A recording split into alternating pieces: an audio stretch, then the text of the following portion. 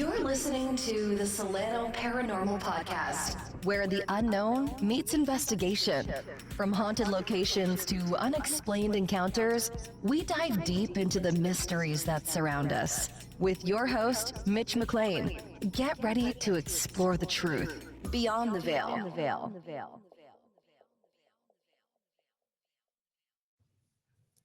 Hey, good evening, everybody. Welcome to Solano Paranormal Podcast.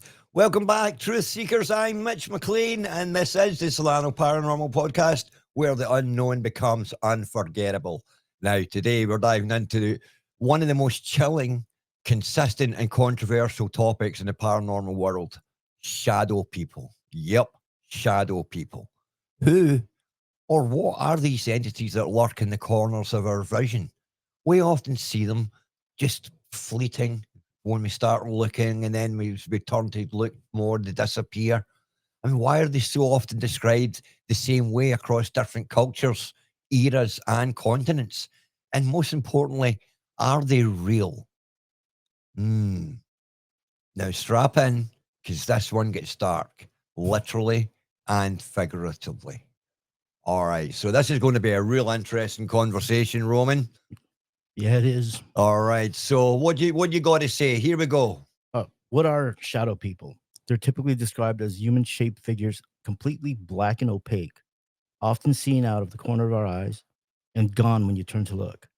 Traits include no facial features, tall silhouettes, sometimes hats or cloaks, and a heavy feeling of being watched.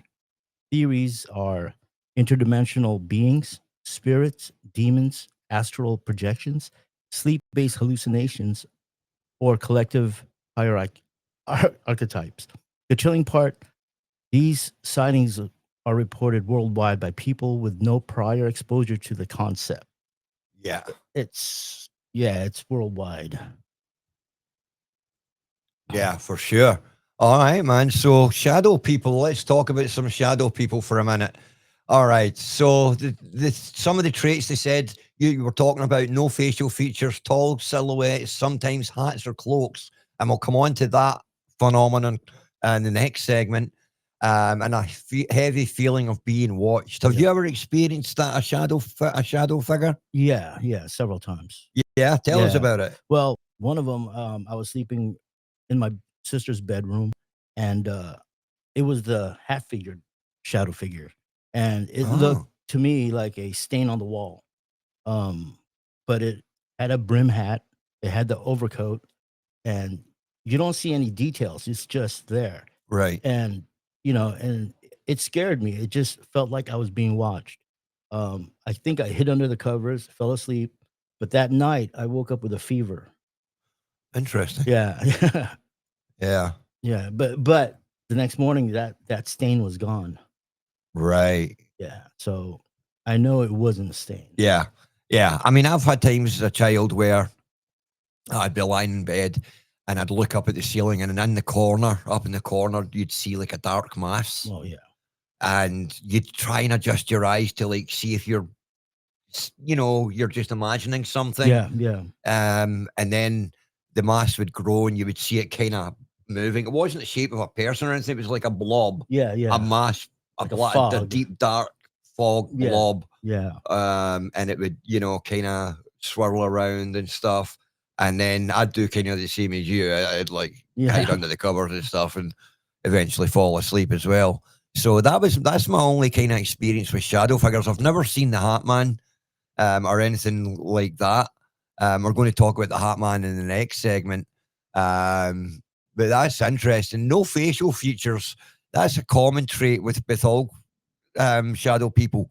They don't have any facial features. Yeah. It's either they don't have any facial features or we don't see them long enough to identify any facial features. Well, I think they're so black that they draw in all the colors, so there is no shape. There's no definition. There's no definition to the face because it's just there's no light mass bouncing off. Yeah, there's no that makes a lot of sense actually. I mean, and then the heavy feeling of being watched.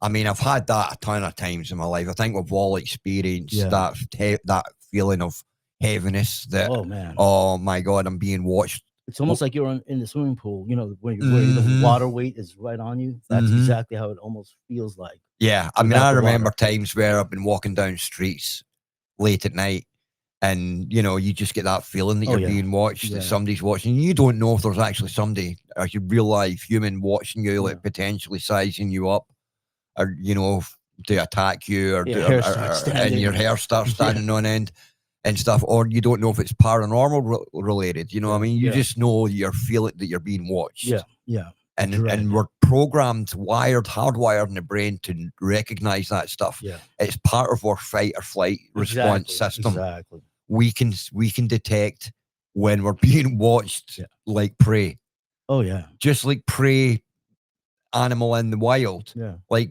deer and gazelle and all Our these. instincts, man. Their instincts are up. Yeah. You'll see them if you watch these wildlife programs. They're 1 minute they're chewing the grass, like, head down. Next minute they're like, whoop, Yeah. whoop, Yeah. Yeah. whoop, whoop. Full alert. Yeah. Yeah. They know something's going Yeah. on, man. Nothing's made a sound, nothing's moved, but they know they're being watched, Yeah. and they're on high alert all of a sudden. So we've all got those kind of instincts. But the one thing that scares me about the dark figures is, could it be demonic? Because it kind of represents that sometimes. But I've never really seen a shadow figure that was demonic. There were more Yeah. grayish. Yeah, I mean, I don't know. I don't think we know enough about them to say one way or another. True. Could it potentially be demonic in nature? Absolutely. I don't think there's any doubt about that. There could be demons that are just there to watch us and pick up on our weaknesses and our vulnerabilities and stuff, and essentially report back. Could this also be the lighting in the room? Like, as if it was a dark, with no lights. To us, it looks like a dark shadow. Right. Could it, opposed to a white ghost. Right. Right. Yeah. So, very cool. yeah. Yeah. I mean, some of the other things you were talking about, interdimensional beings, spirits, demons, astral projections, sleep-based hallucinations, or collective archetypes. Now, let's get through that. Interdimensional beings, that's a really interesting one.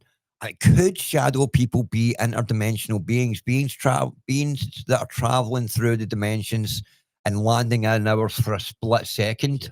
or passing through ours for a split second, and we just catch a little glimpse of someone, and maybe because of interdimensional, whatever, all you see is a shadow of them. Yeah. You know what I mean?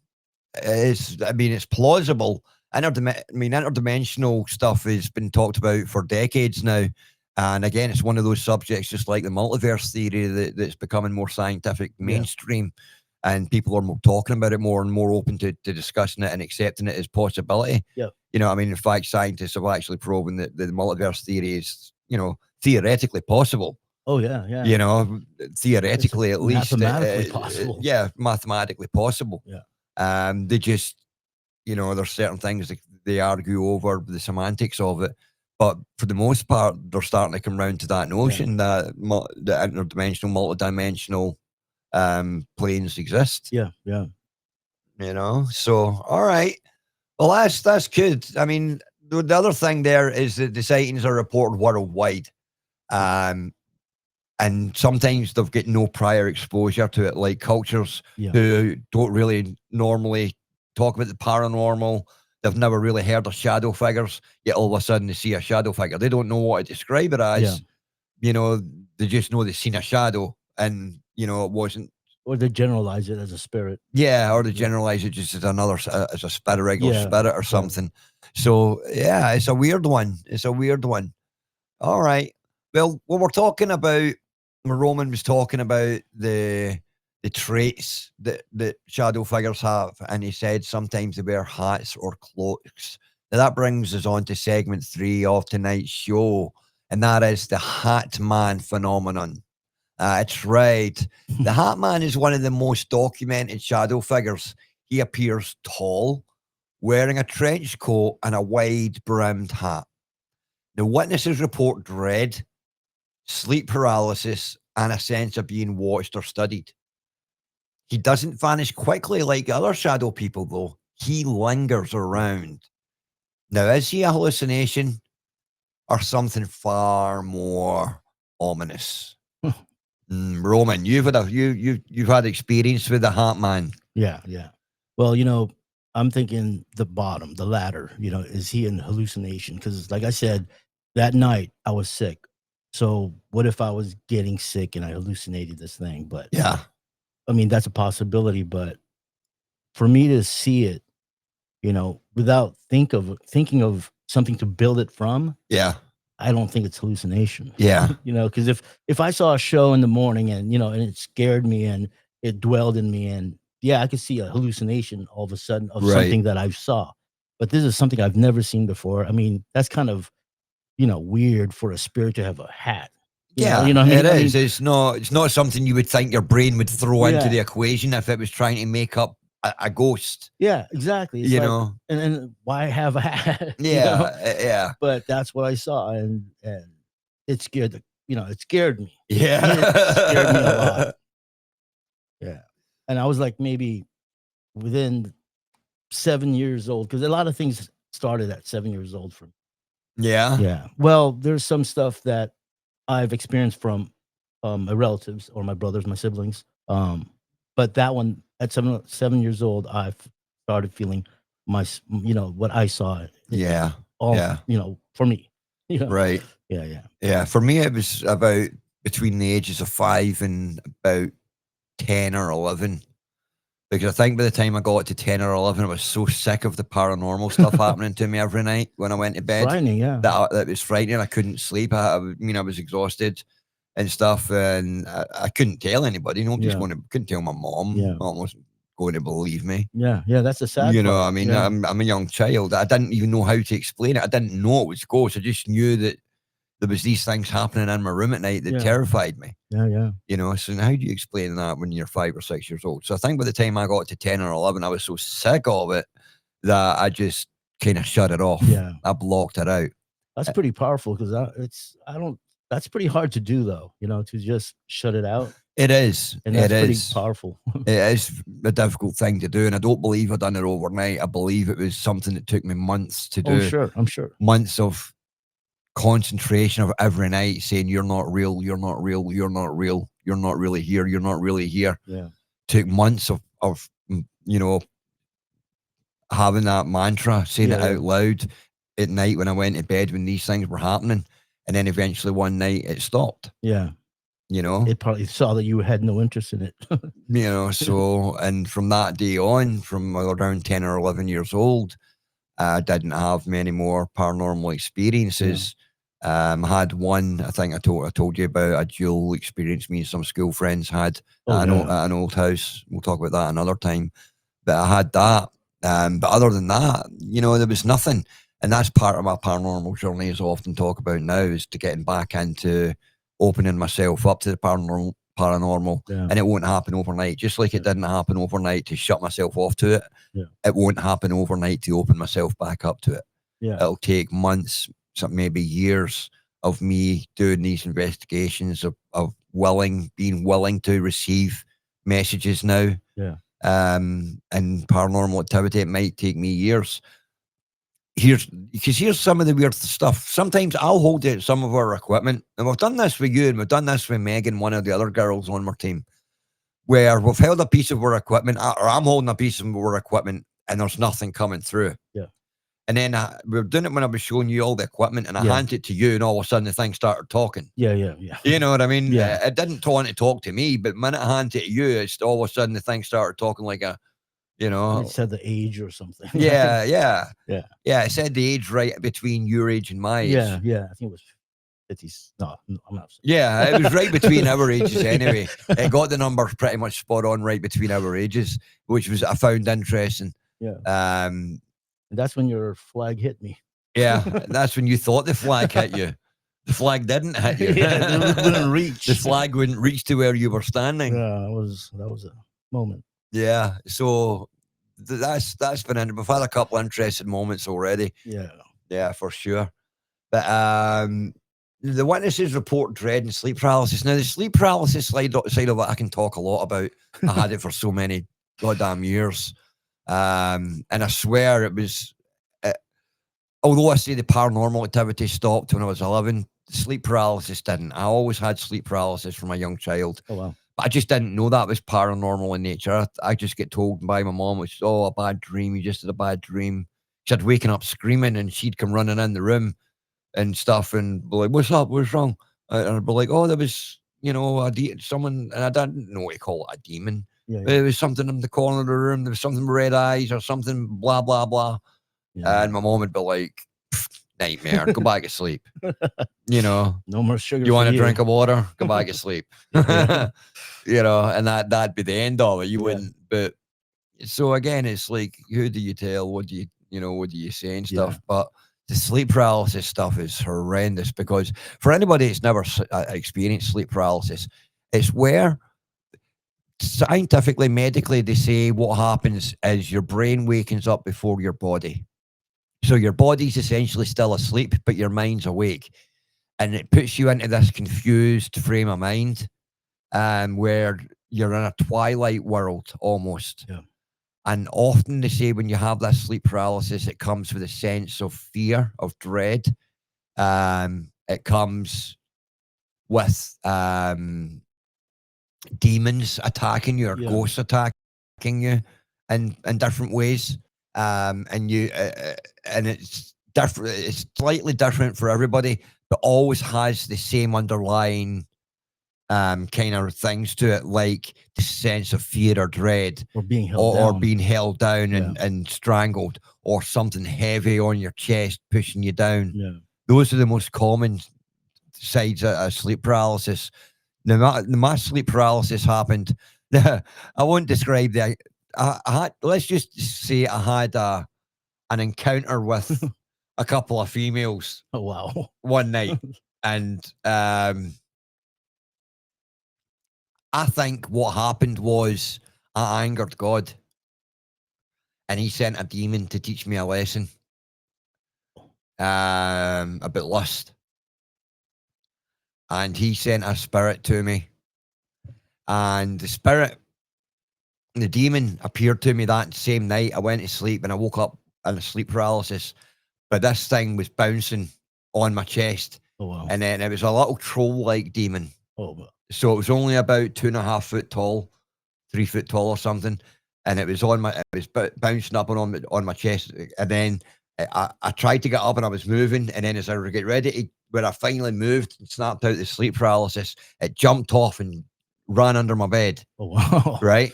Yeah, So I snapped out of it, like, oh my God, oh, I can move now, and oh my God, where the hell was that? And I jumped up on my bed, and I was like a child, like standing on my bed with my tippy toes, like Knowing looking that down there's at my bed, something, knowing yeah. there's something under my bed. Yeah. And I'm like, oh my God, freaking out.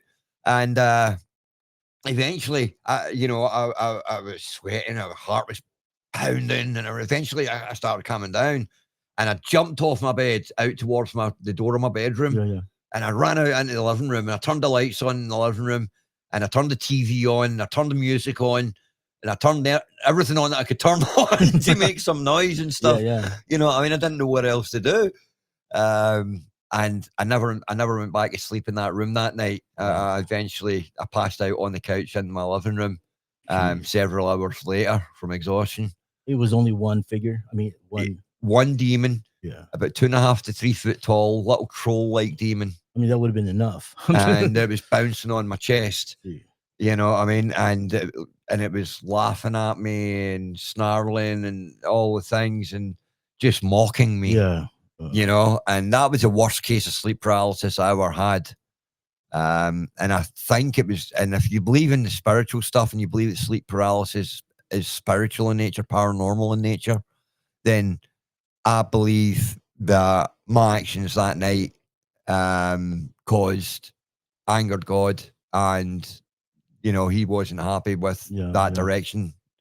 That if I was going to act like that, He wasn't happy with that direction for my life, and He wanted to show me or teach me a lesson or something. Yeah. Or maybe it wasn't God, maybe it was the devil. Like finding a source to come in. Like using that as a source to come into my life and torment me. Yeah. Especially when you have that anger. Right. Yeah. So God only knows what it was, but it happened. It happened, and it was so real to me that it took me a long time. I slept with the light on for a lot of weeks after that in my bedroom. I mean, eventually went back in my bedroom the next night, but I slept with the light on. Of course. And I did for weeks. In that apartment, and I eventually moved out of that apartment after a couple of months, and everything went back to normal and stuff, and I wasn't scared again and stuff. But from that moment in that apartment, I could never sleep without the light being on. Yeah, that's understandable. Yeah.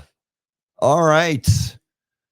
Going on to segment 4, we're going to move on from the Hat Man phenomenon, and we're going to talk about the science of the shadow, quantum theories and dimensional bleed through. All right, let's get started. Let's shift gears and talk about something that toes the line between science and speculation. The theory that shadow people aren't ghosts, demons, or figments of imagination at all, but rather beings from another dimension. Now, this theory, sometimes referred to as dimensional bleed-through, suggests that what we call shadow people may be glimpses of life forms existing in parallel realities, other versions of space-time brushing up against our own. Some physicists in the realm of quantum theory have even entertained the possibility of multiple dimensions stacked like invisible layers on top of each other. If that's the case, what happens when those layers weaken? Could we occasionally see them? And could they see us?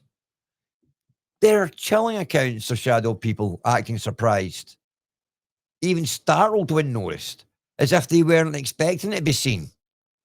I mean, could they be travelers, observers, accidents or quantum collisions? Of course, there's no solid scientific proof, but the idea that the universe may be more layered than we perceive opens up some truly unsettling possibilities.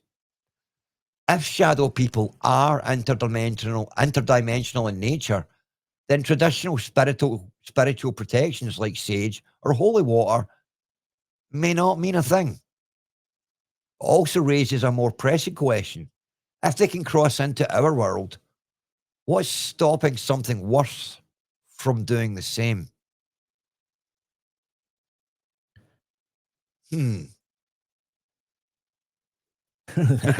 Shadow people as interdimensional beings and time warps and stuff like that. What do you think, Roman? I mean, it's possible. I mean, it's really possible that we could have shadow people that are dimensional bleed through.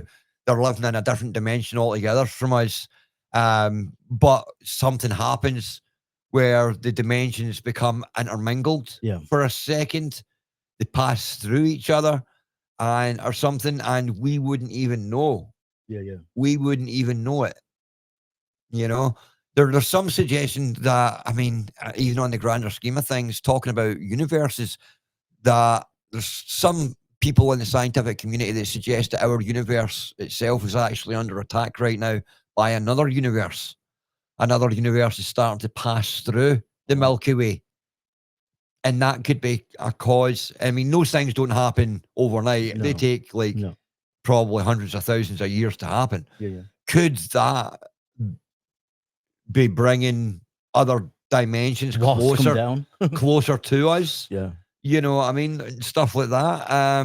It's a compelling conversation. I just don't know. I don't know if I can accept them as interdimensional beings. Although I believe in interdimensional stuff, I believe in multiverse theory.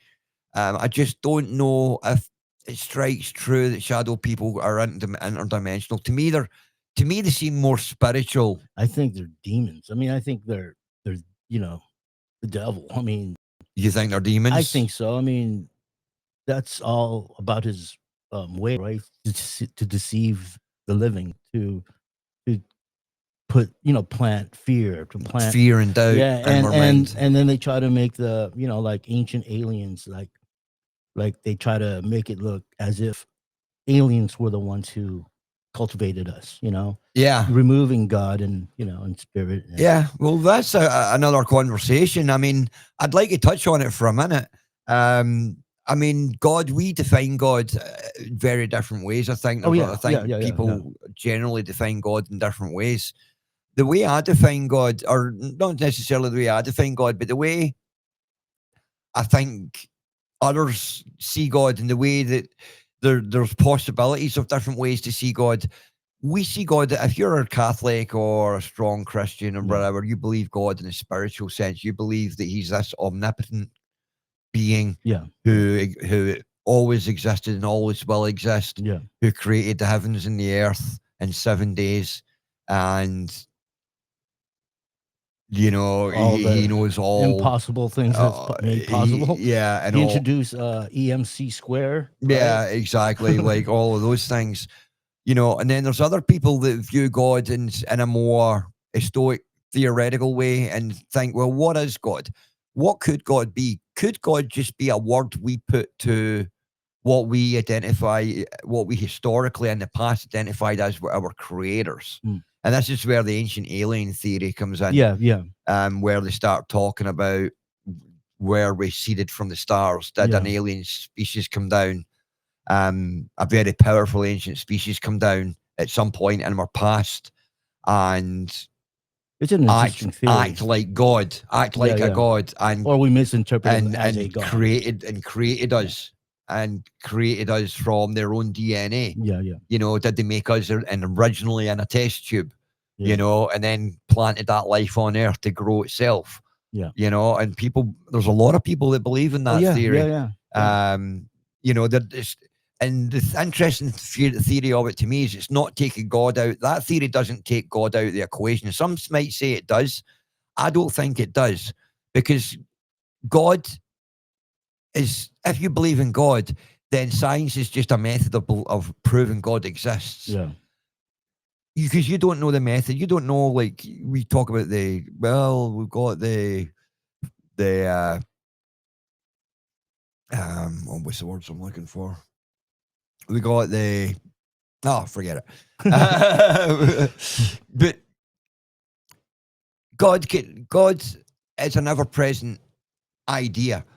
Like, no matter how you perceive what you perceive God as, you know, I mean, God, there's still a God at the end of it. It's your belief. You know, I mean, it's just your belief in it. Right. You know, I mean, it's a weird thing and it's hard to talk about. Well, it is, because especially different cultures, right? I mean, everyone believes in a God, and I totally am for that, as long as they got someone that takes care of them and, you know. A supreme being. Right? At least everybody has. I believe that nearly everybody in the world has a belief in some sort of supreme being. But, you know, the weird thing is the stories are basically parallel to each other, right? A creator, a son being born, a savior, right, to the people. You know, that's kind of amazing. Every religion almost has the same, you know, the same story. What if it's the same God? No, absolutely. We just call them different because of the culture we were born in. And I'm sure that is the same, because the three major religions, Christianity, Judaism, and Islam, all preach to the same God. They all we just call them different names. You know, we call them God. Well, we call him God because of the Bible that we read, right? Yeah, exactly. In Hebrew would be a different thing. And the Hebrew Bible, they call him Jehovah. And the Muslims call him Allah. So, you know, we all, with the three main religions, call God by different names. But it's essentially, if you read the Bible, we're all talking about the same person, the same God. That's why I give respects to everyone who has their belief. I don't ever, you know, badmouth anyone. No, absolutely. With their belief. That's, you know, that's powerful stuff. Yep. All right. Well, I think we're going to move on now. Here we go. Okay. You see right here, Roman? Yep. Cultural origins of shadow beings. Shadow figures appear in global folklore. Jinn in the Middle Eastern legends. Dark watchers in the European tales. Spirit walkers in the Native American beliefs. Are these entities all the same thing, wearing different cultural masks? Interesting. I mean, they do have the same, you know, the same essence, right? I mean, the same. Yeah, again, just like we're talking about God giving it different names. So all we're doing is we shadow people through different cultures, just giving it a different name. We're not calling it a shadow person in the Middle East. They call it jinn. they call it a jinn. Yeah, yeah. You know, and they put that name to, like, it can be a good or an evil demon, a Yeah. jinn. A very powerful demon, Yeah, too, right? yeah, a powerful spirit. Yeah, yeah. Dark Watchers in European tales. Yep, I've heard stories about the Watchers in Europe. And it's just the same as the Shadow People. It's Watchers, apparently. The Watchers are they what do you consider them? I mean, they're kind of like Shadow People. You see them, and they're just They're just watching you. That's you know. Yeah, yeah. And I thought like the angels, the Watchers. Oh, sorry. No. That's a different segment. That's a different Watchers. Sorry. But global folklore talks a lot about shadow people. And it's an interesting concept that it's the same thing, just wearing different cultural masks. Yeah. For sure. I don't know. Jinn, I don't know if it's just me, but I always thought jinn was more of a, like I said, more of a spirit that was either good or bad in nature. I didn't realize that they were actually considered, a shadow person would actually be considered a jinn as well. Oh, I didn't know that. So I think, so it sounds to me like they throw all the kind of spirits into one group. And Middle Eastern legends, instead of them splitting them up, saying good spirit, bad spirit, shadow person, whatever, they just say, well, it's a jinn. Yeah, to generalize it, right? Just to generalize it. So it all gets thrown in together. So then to me, that muddies the waters and confuses things a little bit, because you don't know. If someone says, well, I've seen a jinn, okay, you need to give me more. You give it the right definition, right? You need to give me more information than that now, because a jinn could mean multiple things. Yeah. So that's the way I'm interpreting it. If you're watching this and I'm wrong, please do drop us a line and let us know, because we want to know the facts here. And I'm just talking because it's what I think. So it could be wrong, but you guys keep us informed if I'm right or wrong.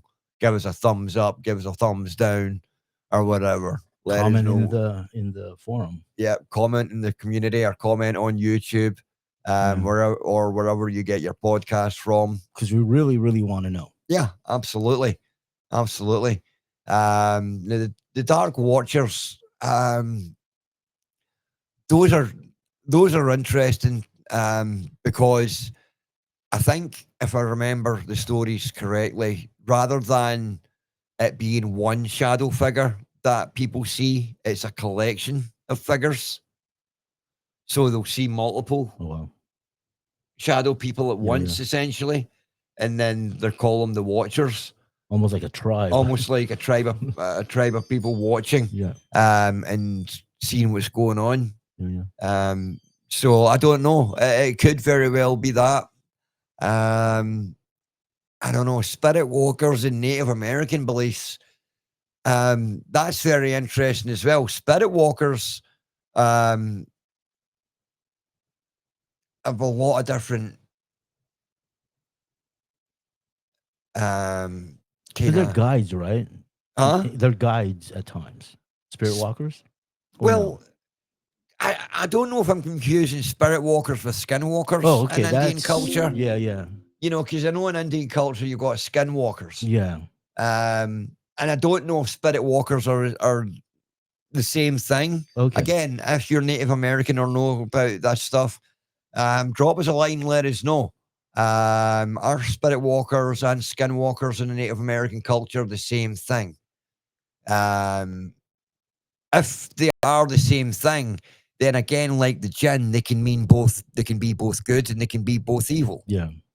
You know, again, it's a generalized name for a collection of ghost-like, stuff that they put together. Again, it could be two separate things. If it's two separate things, spirit walkers and skinwalkers, then I'd love to know the theory more on spirit walkers, because I know a lot about skinwalkers. Skinwalkers are scary, man. Yeah. And they can be summoned by humans by making offerings and doing rituals. You can have them essentially you can essentially take a contract out on somebody Wow. using skinwalkers.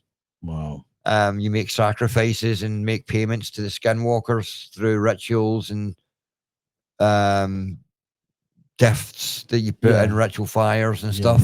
And they take sacrifices, sacrifices, yeah. And they've actually found stuff. I mean, I remember watching one of the TV shows. They'd done an investigation. I don't think it was Skinwalker Ranch. I think it was another Indian tribe land where they found evidence of a cave, and the outside of the cave, they found a little fire, and it had all these little medals in it, little medallions and little stuff like that, little stuff that had been put in the fire. And they believe that somebody knew they were coming and wanted to put a curse on them. Oh wow. And had made this ritual to bring out the skinwalkers. And during that investigation, they got a lot of evidence and stuff. Nothing like scientifically 100%. But you know, they got the theories. Got some good evidence that night. And they were all terrified, of course. You know, they're out there in the pitch in the open land, in the open land and stuff, thinking there's a skinwalker after them. I'd be pretty terrified too. And the skinwalkers can change shapes too, right? I mean, they can take forms. Animals. Skinwalkers are thought to hang around with coyote packs. Okay. They're known to be hanging around coyote packs and taking the shapes of coyotes. Okay. Especially that's what they're most known for. So if you're out in the wild and you hear a coyote pack, you know, there could be a skinwalker among them. And you just never know. Again, I watched one on TV. It was some kids on it. There was this TV show like Paranormal caught on TV or something. And these kids had sent in a video where they had captured what they thought was a skinwalker, and you see in this, they're filming off in a distance of a field, and they're filming this field, and you can see a pack of coyotes crossing the field. Okay. And you see this figure crossing the field, and it looks kind of humanoid, but then it turns into I think I've seen something like that. But then as they go into the woods and they start to go out of sight, it transforms from a person shape into another coyote. Yeah. And then they disappear into the brush. CCTV. I mean, the security cameras capturing these things. Yeah, where you see a dog running and all of a sudden it's a man. Yeah. Now CCTV cameras can be very hard to fake, right? Well, no, it's not that they're hard to fake. They're easy to misinterpret. Oh, okay. Because what happens with security cameras is they're programmed to record at a certain frame rate. Okay. Maybe 30 frames per second, 60 frames per second or something. Whatever the frame rate is, I don't know. I'm just... No, 60 sounds. You know. But if something moves across faster than that frame rate, it can distort the image. True. Yeah. Now, I've seen this on another TV show. That's how you get the information, right? Just last night. And it was showing you an image of what they thought was a dinosaur, like a little raptor, running through a Florida backyard. And it looked like it had a tail. Oh, wow. And it looked just like it was up on its back legs running through the backyard. But during the scientific analysis of the video, they discovered that the frame rate wasn't good enough for the video, that it wasn't going to capture the speed that this animal went through. And when they actually done the corrections and stuff, they actually found out it was a dog with a dog leash and a chain dangling behind it. Wow. And the chain was given the illusion of a tail because it was streaking across the screen. And the screen wasn't able to record fast enough, so it was stretching out the image and making it look like it had a longer tail than it actually did. Yeah. Kind of like those rod things they catch, right? Those rods. What are they called? Rods. Just rods. Rods, yeah. I haven't heard anybody talk about rods for years. A long time. Yeah. I mean, but that just reminded me of it. Yeah, that rods were around for a long time. Until they improved the camera, maybe. Maybe that's what it was. I haven't heard anything about rods in the longest time. And if for anybody who doesn't know what rods were phenomenon that you used to be able to catch on camera. and they acted and skydivers would catch them where they'd be falling through the sky, and this little creature, like a stick insect almost, would pass by them at supersonic speeds, going past them. Yeah. But then they would stop in midair, Yeah. stop on their mark, and reverse and go flying up past the skydiver again, the opposite way, heading back up. You know what I mean? And nobody could identify what they were. Yeah, And yeah. people all of a sudden were looking for these, and they were catching these rods on video all over the place. Now, people have suggested they're just insects flying really fast, and that exact thing that I described is happening, where it's stretching the image. Because it has like what, 2 pairs of wings at times. Yeah, right? yeah. So you Or don't interdimensional. you don't know. I mean, are there things in this world that move that fast around that we just can't see them? Yeah. I'm pretty sure there probably is. Yeah. I'm probably sure there's some insects that move around faster than the human eye can perceive. Therefore, we don't perceive them. Yeah. You know, and we don't see them. Maybe they have different habitats to keep them away from humans for the most part. I don't know. But it's an interesting theory for sure. Yep. All right. So moving on from segment 5 and the cultural origins of shadow beings, we're going to move on to segment 6, and we're going to talk about sleep paralysis versus the paranormal. Sleep paralysis versus the paranormal. Now, science explains many shadow people sightings as sleep paralysis. Mind awake, body frozen, visual and auditory hallucinations, but not all sightings happen during sleep. Many occur during daylight, in broad daylight, or by multiple witnesses. So, shadow people is sleep paralysis. I mean, It's always common, huh? I mean, sleep paralysis, as I spoke about earlier, I had for a lot of years, and it's very common. Unfortunately, I passed that trait to my daughter, and she has terrible sleep paralysis at times now. I don't know, you seem to grow out of it in your late 30s. Yeah. It seemed to be when I was in my mid to late 30s that I started to grow out of this sleep paralysis, and it started stopping. But I never saw a shadow person. I wouldn't say, no, you're wrong. I'm wrong. Now I'm thinking back, I did. The one episode I had of sleep paralysis was before my house was burned down with the fire. Oh, wow, okay. When it was the original house we had here. And me and my wife were in bed. And a girl was living with us at the time called Tiffany. And I woke up, we went to bed, and I woke up, thought I heard a radio playing, like a radio and alarm clock. Yeah. I thought I heard the radio playing on like a radio alarm clock. And it was like, hello, welcome, hey, everybody, welcome to San Francisco. You're listening to KYW. No, it sounded like all that kind of stuff that I was hearing. And I'm kind of like half asleep, and I'm waking up, and I'm like, what radio am I hearing? What's going on here? And I kind of open my eyes, or to my mind, what I'm doing is I'm opening my eyes, and I'm looking, and my bedroom door looks straight at if I'm lying in my bed, we would look straight at the bedroom door. Yeah. So I kind of sat up a little bit, and I looked straight at the bedroom door, and I seen a shadow figure in my bedroom door. But I somehow identified it as Tiffany, because to my logical brain, that's the only person it could be, because she would be the only other person in the house. Yeah. You know, and I even said, hey, Tiff. And it never responded. And I kind of leaned back again, closed my eyes, and I remember hearing the radio noise playing again.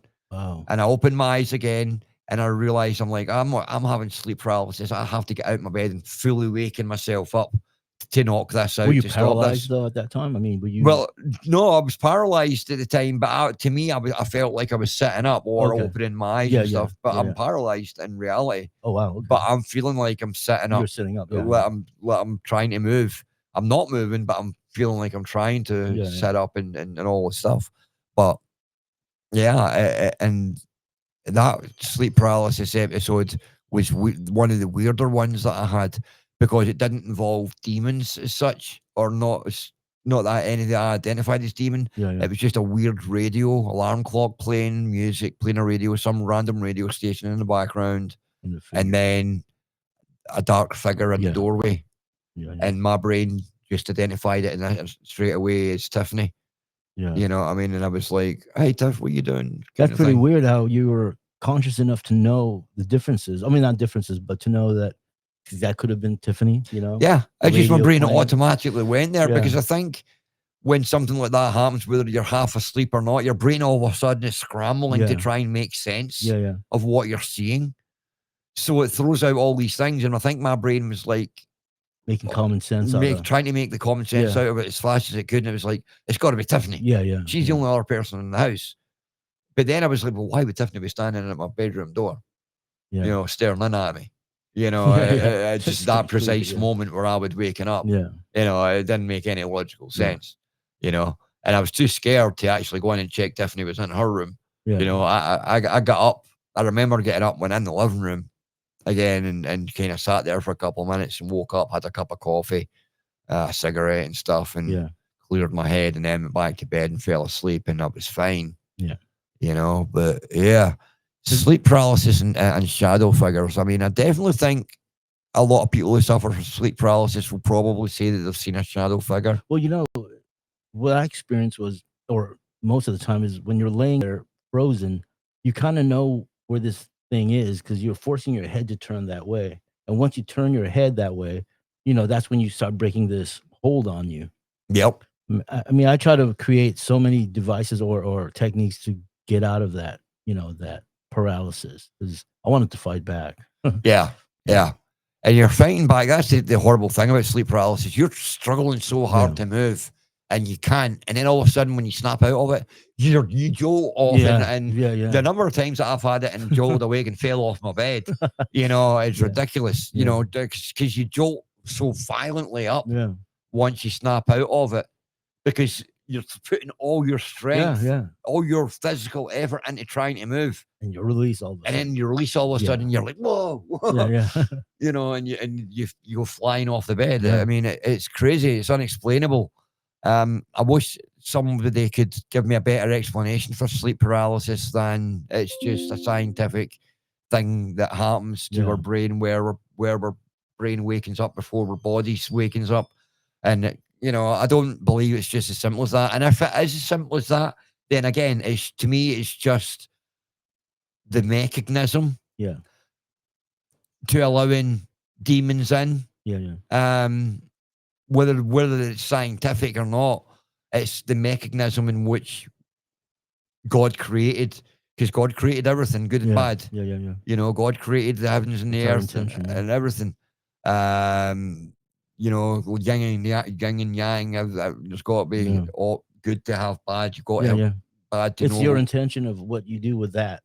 Well, you've got to have bad in the world too, so you understand what good is. Because if there's no bad in the world, you don't know what good is. Definitely. You know, so you have to have bad in the world to compensate and remind us what good actually looks like. So that's my theory on that. All right. So where are we going now? We're on segment 7. Yeah, we're ready to go to segment 7, I think. All right, over to you, Roman. Okay, it's a listener story.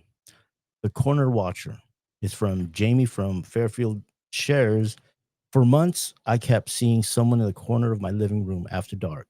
My sister visited and asked, "Who's the guy in the corner?" I have never told her. I moved out shortly. She moved out shortly after. He just said, "I'm out of here. I'm done."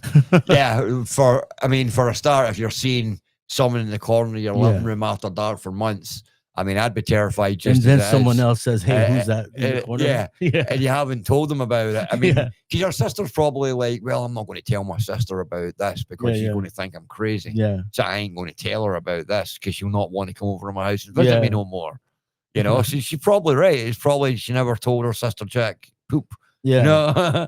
And then all of a sudden her sister comes over one day, sees a guy in the corner, like, who's the guy in the corner of your living room? You know, that moment I'd have been up and out the door. I'd have been like, all right, we're out of here. It's confirming something there, man. No doubt about it. I'd have been gone. Thanks to Jamie. Yeah, that's from Jamie from Fairfield. So thanks, Jamie, for that awesome story.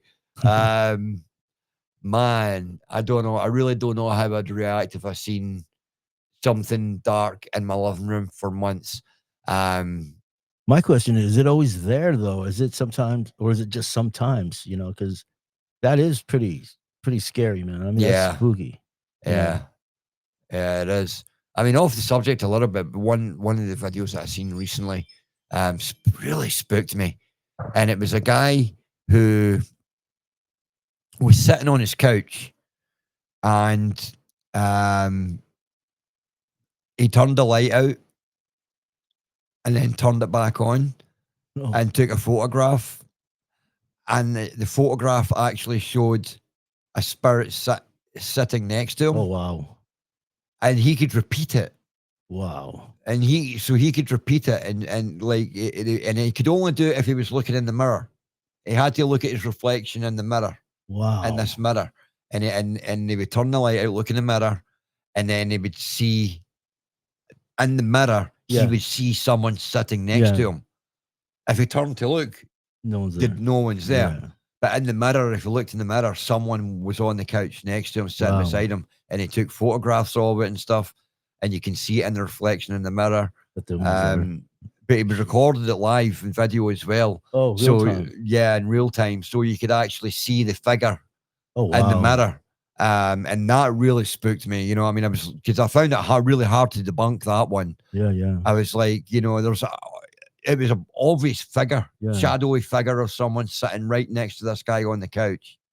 Wow. And then he'd look, turn the camera and there'd nothing there, turn it back, and then the face, the dark figure's back in the mirror reflection, sitting right beside him. You know, so he wasn't, the funny thing, he wasn't scared about it. He thought it might have been a friendly ghost, actually. Someone he maybe have known that had passed. Okay. So he felt a little bit of comfort, actually, knowing that maybe his friend was visiting him and sitting beside him, visiting. Yeah. So he took it that way. I don't think I would have taken it that way if it happened in my house. Nor I. I think I'd have been up and out there, and that mirror would have been off the wall in a heartbeat. Been broken. I don't know if I'd smash your mirror. That's even more bad luck. I'm not much of a superstitious guy. You're not? Oh, man, I am. Yeah. I am. I'm like, cross my fingers, double, knock on wood. All this stuff. I'm like, I can't help it. I don't want to be that superstitious guy, but I tend to be. Yeah. I tend to be. All right. So that was a listener story. Now we're going to go on to segment 8, protection and advice. All right. Now, if you're encountering shadow people, here's some things to remember.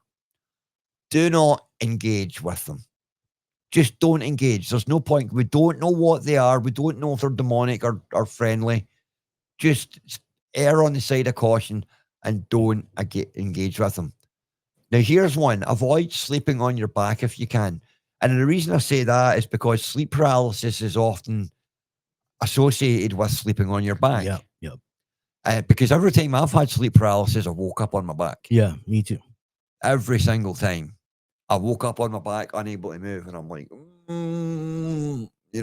mumbling and kind of trying to move and stuff. Yeah.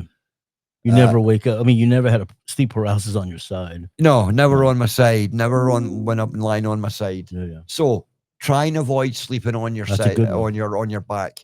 So that's a good one to avoid sleep paralysis in the first place. Cleanse your space. Now, do whatever ritual you want to do, whether it's a smudging, any other type of cleansing ritual that you want to do in your space that's important to you or your culture, then please do that. Cleanse your space regularly. I would suggest once a month cleansing your space. Keep the energy clean. And if you need any advice or help, feel free to contact us. We'll send you some resources on cleansing your space. So, and we've even got an online store that my wife runs, where we could actually send you some products for cleansing your home or your space. So if you need any of that stuff, please reach out to us. Now, keep a journal. this is a good thing also. Keep a journal of your paranormal experiences, especially with shadow people and stuff like that as well. It's going to let you uh, identify any kind of patterns. Yeah. Like if you're keeping a journal and you're saying like, okay, today felt good, no stress, blah, blah, blah, no sleep paralysis that night. Then the next night it's like, oh, had a horrible day at work, full of stress. Then that night had sleep paralysis. If that happens regularly where you say you've had stress in your day and then that same night you have sleep paralysis, then maybe you can say, well, it's associated with stress. Yeah. And a lot of people say that it is associated with stress. So if that's the case, then lower your stress levels. The lower your stress levels are, the less sleep paralysis you're likely to have. Good point. Yeah. And seek support, both spiritual and psychological. Always seek support from both spiritual and psychological. Don't go to just the spiritual or just the psychological. Delve into both the spiritual and the psychological side of your experiences. Is it a psychological thing that you're experiencing? Because that can be explained away. Yeah. And it's also things that can be treated in a person so that they're not experiencing those things anymore. Yeah. Because it's a psychological reason. It's calming it down, If it's a spiritual reason, then you want a spiritual advisor. You want someone or a paranormal team or someone who knows about the spiritual side of the world to get involved and give you support, So, anyway, interesting. All right, so segment 9, our closing and next episode teaser for you guys. So I want to thank you all for joining me and Roman on this journey today. Submit your stories at solanoparanormal.com. If you get any stories at all, submit them to solanoparanormal.com. We would love to hear them, and we will read them out live on our podcast each week for you guys as you send them in. We'll give you guys a shout out. Give your guys, if you send us some stories in, give us your address and we'll send you a little bit of team merchandise as well for free. Nice. Just to sweeten the pot a little bit. Nice. All right. So next week, episode 4, we're going to be talking about EVPs, voices from beyond the veil. All right. So that's electronic voice phenomenon, voices from beyond the veil. That's going to be on episode 4 next week. So again, I just want to thank Roman for being with me tonight. Well, thank you for inviting me. You're welcome, my friend. Hopefully our other team members will be with us next week again. Until then, my friends, stay curious, stay safe, and keep one eye on the shadows. Good night, my friends. Bye, everyone.